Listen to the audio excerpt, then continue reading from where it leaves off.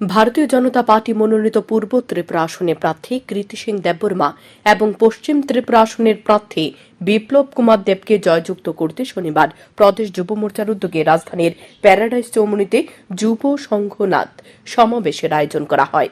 সমাবেশ শুরুর পূর্বে রাজধানীর রবীন্দ্র ভবনের সামনে থেকে এক সুবিশাল মিছিল সংঘটিত করা হয়। মিছিলের অগ্রভাগে ছিলেন মুখ্যমন্ত্রী ড মানিক সাহা, পশ্চিম ত্রিপুরা লোকসভা আসনের বিজেপি প্রার্থী বিপ্লব কুমার দেব, পূর্ব ত্রিপুরা লোকসভা আসনের বিজেপি প্রার্থী কৃতি সিং দেববর্মন, প্রদেশ বিজেপির সভাপতি রাজীব ভট্টাচার্য, রামনগর বিধানসভা কেন্দ্রের উপনির্বাচনে বিজেপি প্রার্থী দীপক মজুমদার সহ অন্যান্যরা। মিছিলটি রাজধানীর বিভিন্ন রাস্তা পরিক্রমা করে প্যারাডাইস চৌমুহনীতে গিয়ে শেষ হয়। সেখানে অনুষ্ঠিত হয় যুব সংঘনাদ সমাবেশ। সমাবেশে বক্তব্য রাখতে গিয়ে মুখ্যমন্ত্রী ড মানিক সাহা বলেন, প্রধানমন্ত্রী নরেন্দ্র মোদীর হাত ধরে বর্তমানে শক্তিশালী দেশে পরিণত হয়েছে ভারতবর্ষ। ত্রিপুরা রাজ্যের ইতিহাসে প্রথমবারের মতো 2023 সালে শান্তিপূর্ণভাবে নির্বাচন হয়েছে। কোন জায়গায় আইন শৃঙ্খলার অবনতি ঘটেনি। 2023 সালে নির্বাচনের পূর্বে কংগ্রেস ও সিপিআইএম প্রচার করেছিল এবার তারা ক্ষমতায় চলে আসছে, কিন্তু রাজ্যের মানুষ পুনরায় বিজেপি সরকার প্রতিষ্ঠা করেছে। বক্সনগর বিধানসভা কেন্দ্রের উপনির্বাচনে কমিউনিস্টদের জামানত জব্দ হয়েছে। কংগ্রেস এবং সিপিআইএম এর নীতি হচ্ছে জল ঘোলা করে ঘোলা জলে মাছ ধরা। সে নীতি এতদিন ধরে ত্রিপুরা রাজ্যে চলে আসছিল। একটা সময় কমিউনিস্টদের হাতে খুন হতে হয়েছে বহু কংগ্রেস কর্মী সমর্থকদের।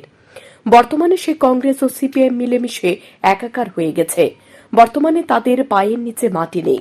আমরা মারপিটে বিশ্বাস করি না।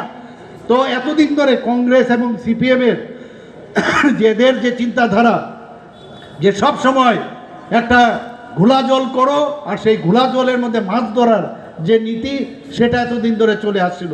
আমার দুঃখ হয়, খুবই দুঃখ হয় যে এটাও দেখে যেতে হয়েছে।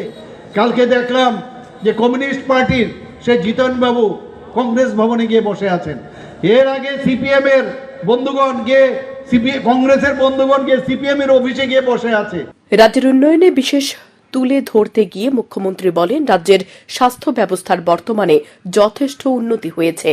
রাজ্যে এডুকেশন হাব করার চেষ্টা চলছে। একটা সময় জিবি হাসপাতালে মানুষকে মাটিতে থাকতে হতো। বর্তমানে জিবি হাসপাতালে বেডের সংখ্যা বৃদ্ধি করা হয়েছে। বিজেপি সরকার প্রতিষ্ঠার পর ব্রু রিয়াং শরণার্থীদের সমস্যার সমাধান করা হয়েছে। প্রধানমন্ত্রী মার্গদর্শনে রাজ্য সরকার কাজ করে যাচ্ছে। মহিলাদের আত্মসম্মানের কথা চিন্তা করে পিঙ্ক টয়লেটের জন্য এবারের বাজেটে অর্থের সংস্থান করা হয়েছে। পশ্চিম ত্রিপুরা লোকসভা আসনে বিজেপি প্রার্থী বিপ্লব কুমার দেব সমাবেশে বক্তব্য রাখতে গিয়ে বলেন, শত্রুরা ত্রিপুরার যুব সমাজকে শেষ করার জন্য ড্রাগসের শিকার হচ্ছে। তার কারণে ত্রিপুরা রাজ্যে 3000-এর অধিক লোক এইডসে আক্রান্ত হয়েছে।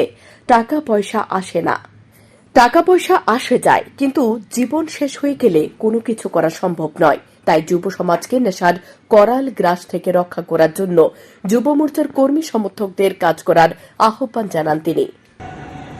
আমি চাইব আপনাদের কাছ থেকে একটা জিনিস, সেটা হচ্ছে আমার ত্রিপুরার যুবরা যাতে ট্যাবলেট না খায়, আমার ত্রিপুরার যুবরা যাতে ড্রাগস না নেয়, আমার ত্রিপুরার যুবরা যাতে কোনো ড্রাগসের ইনজেকশনের শিকার না হয়। বন্ধু, এই